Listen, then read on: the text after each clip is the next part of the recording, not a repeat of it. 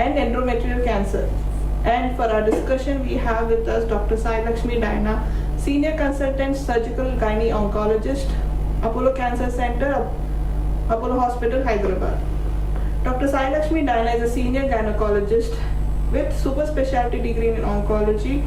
She has 18 years of training and work experience in UK, following which she is now working at Apollo Cancer Institute. She is an expert in gynecology and gynecological cancers. Welcome, doctor, to our FB live session. Starting with the questions.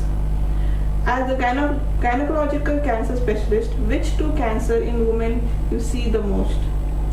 Thank you for the kind introduction, Pavani. The two cancers I very often see in women are cancer of the breast and cancer of the cervix.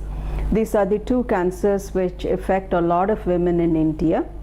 And what you'll be surprised to know is these two cancers, the breast can be caught at a very early stage if a woman is vigilant.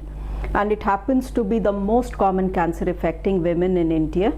And the cervical cancer, which we think affects at least 1 in 8 women in India, it is that common, can actually be prevented and made 0%. So interestingly, the two most common cancers we gynecologists see are actually the two most cancers which could be prevented or caught very early, which is good actually. So you're saying, ma'am, the two most common cancers in women are preventable? Yes. And how is that? Well, the cervical cancer, we'll talk about it in a moment. We'll talk about the breast cancer because from now on we'll move on to the other gynecological cancers. And we strongly believe that if a woman is very careful and undergoes regular pap smears, then you can prevent the cervical cancer. And the breast cancer cannot as such be prevented but can be caught very early by what is called a self-breast examination. We advise every woman who is 20 years or more to do a monthly self-breast examination. This is where a woman examines herself, taking 2 to 3 minutes every month, just 2 to 3 minutes per month. She examines herself, and if there's any change in her breast, then she comes to the doctor. Ma'am, breast cancer is located outside the body. Still, why is breast cancer so common? Isn't it? Isn't it surprising that compared to so many organs that are inside us, rest everything is hidden inside the body. The kidneys, the pancreas, stomach, intestines, we can't see them, we can't touch them. But thankfully breast is, attached to the outside of the body. We can see it, we can touch it, we can palpate it, we can examine it, and we can get it examined very easily by the doctor. And you think, why is the cancer in a part of the body so very accessible, so very common? It's not fair. But then, Pavani, as a woman, you too know how often women get breast pain, how often a woman feels heaviness or lumpiness in her breast. And then the fatty tissue in the breast can form lumps which we call fat lumps or fibroadenomas. So when a woman can get breast pain and breast lumps due to non-cancerous reasons, how does a woman know when it is cancer and when it is pain due to menstruation? So there's a lot of confusion about which pain is due to cancer and which pain is not. Which lump in the breast is cancer and which lump is just a fibro-fatty tissue. And I think it is this confusion, this persistence of breast pain related to periods and hormones which get a woman very confused. So there are a lot of women who don't have breast cancer and who are worried they have it. There are a lot of women who have breast cancer and ignore it, thinking it's just pain due to menstrual cycles or whatever. And I think that's where the problem lies. Ma'am, what is the first thing to do if a woman finds something unusual or uncommon when they're self-examination their breast? This pertains to any cancer in the body, right from head to toe. So if you think something is different about you, if you're bothered by a symptom, then just recheck yourself, re-examine yourself, evaluate yourself. Any problem in the body should get better or should go away within 15 days. Be it cough, a lump, a pain, a discharge, a loose motion, or anything, pain while urinating. So if for more than 15 days you think the symptom is still there and it's not got better, then this is the time you think it could be something nasty and you need to come to the doctor. Okay, ma'am. You said 1:8 ratio is for the cervical cancer. So why is it so common? Going back to civilization, the three things a man or an animal would always do is eat, sleep, and participate in sexual activity. This is the basic of any living creature. And that is what we humans also do, irrespective of what we are, where we live, what we do, etc., etc. We always eat, we all sleep, and almost all of us participate in sexual activity. And it is this participation in sexual activity which causes cervical cancer. That is why it is so common, and that is why so many women in the world are affected by cervical cancer. We can't stop women from being sexually active, and it does not mean that a woman who has multiple sexual partners will only get cervical cancer. Even a woman in a very monogamous, in a very stable relationship can also get cervical cancer. The virus which is present on the skin goes into the cervix, which is a lower part of the uterus, and then repeated activity and this virus staying in the body for a very long time gradually turns the viral infection into a cancer.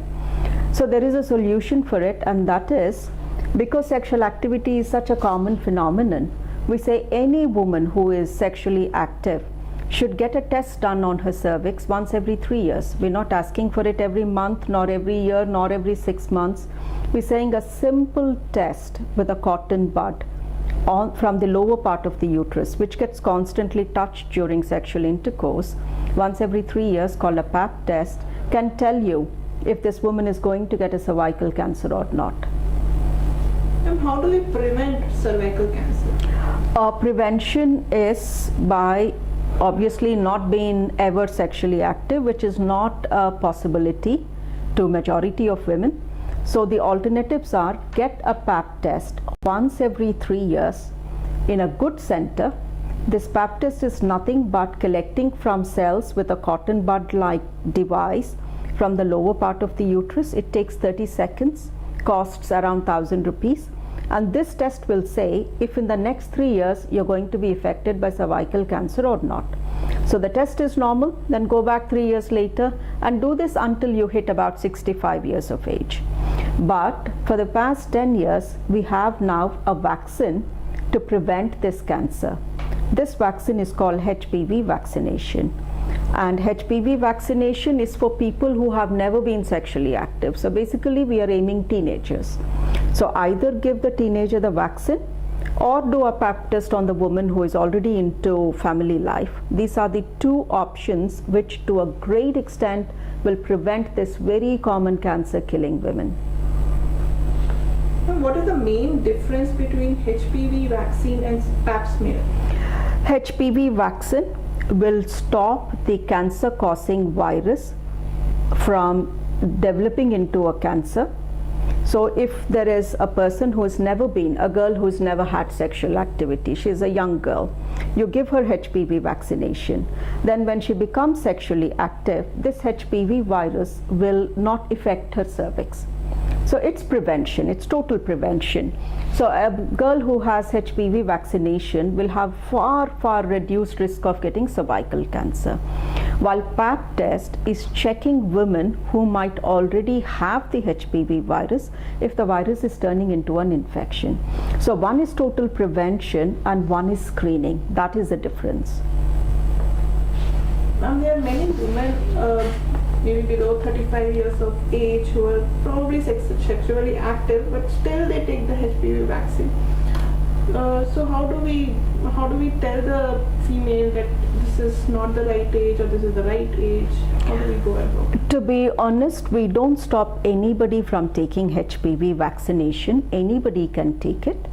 But if a girl who has never been sexually active takes it, the chances of the vaccine working are far higher.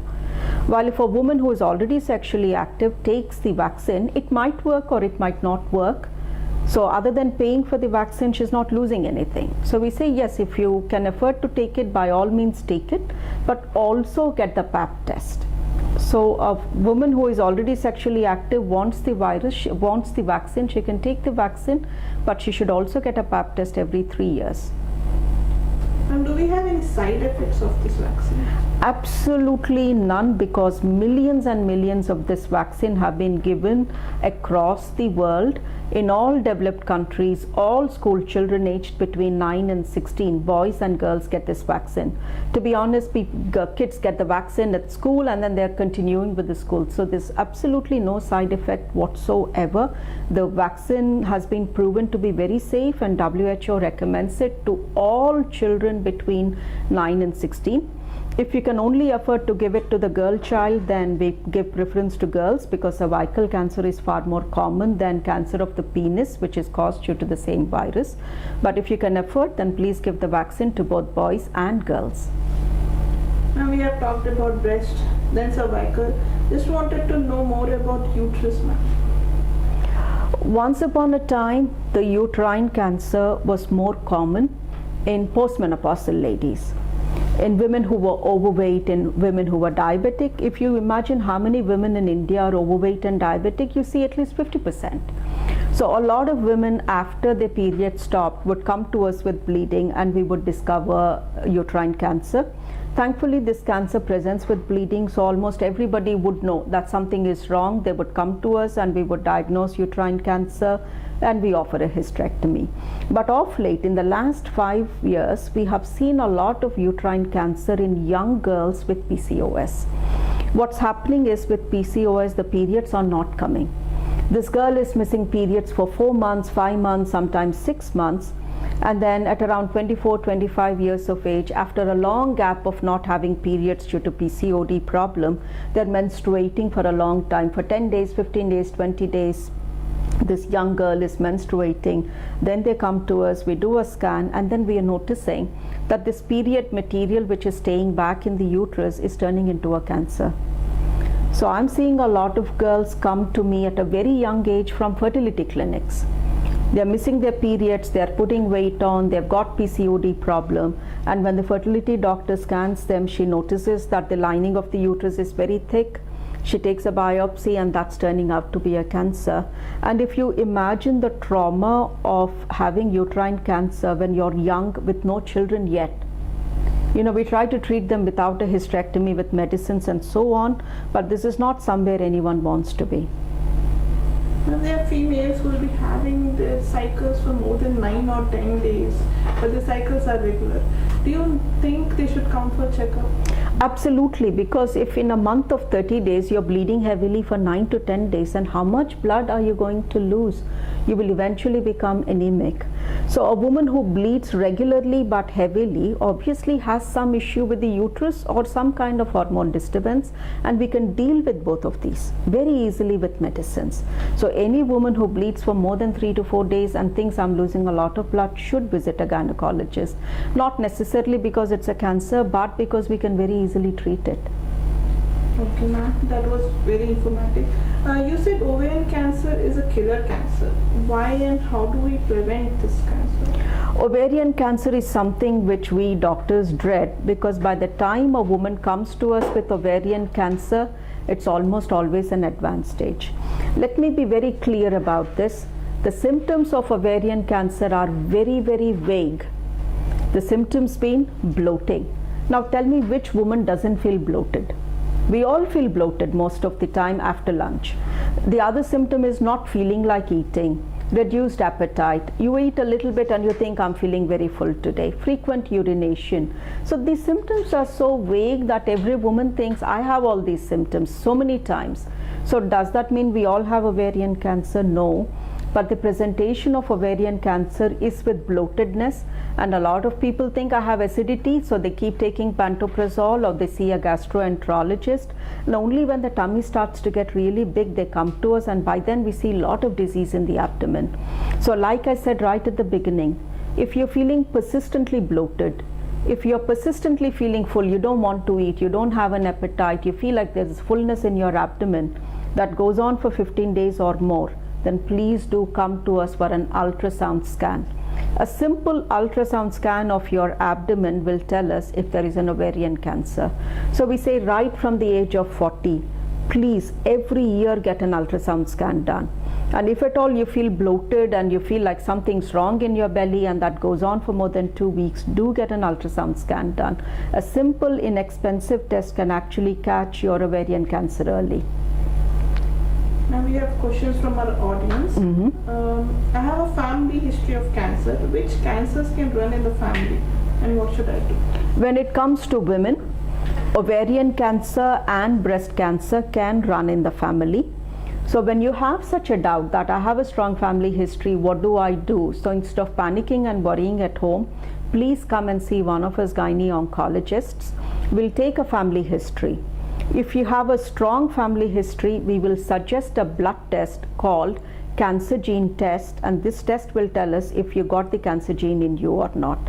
If you have a low but not a very strong family history, if some distant relative or one grandmother has cancer, then we will discuss with you the screening test options, which are again simple tests to be done once a year or once every 2 years, and how to examine yourself and what to look out for. So the options are there, you just need to come and see us. Ma'am, what is the difference between ovarian cancer and the ovarian cyst? Ovarian cyst can be benign, which is non-cancerous, or can be cancerous.